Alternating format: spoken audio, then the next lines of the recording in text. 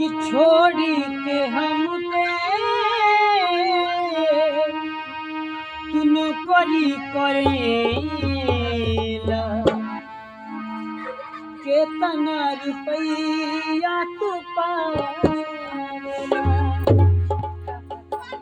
कोनो मेहरारू की मरद प्रदेश में रहा तो हाँ भैया एक दिन फोन मिलौली है अब कहा तरी के राजा जी अब घरे से हाँ सावन महीना आयल बा धान रोपनी करे बा। ए सैया जी ए राजा हो ए सैया जी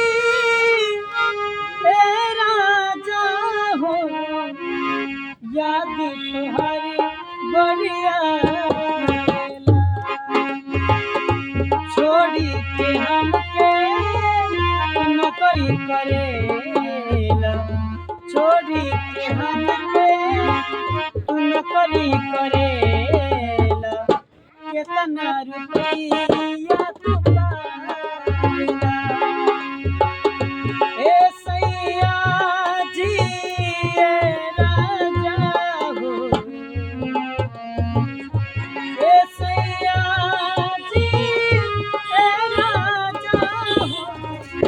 याद तुम्हारी बढ़िया बेला छोड़ी के हमके नौकरी करेला केतना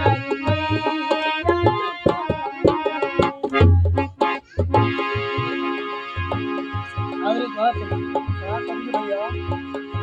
कई के गमनमा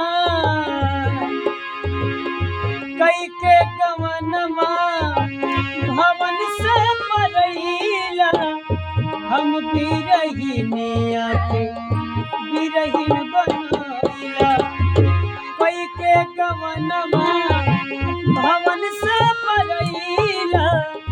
हम बिरहीने आके बिरहीन बनैला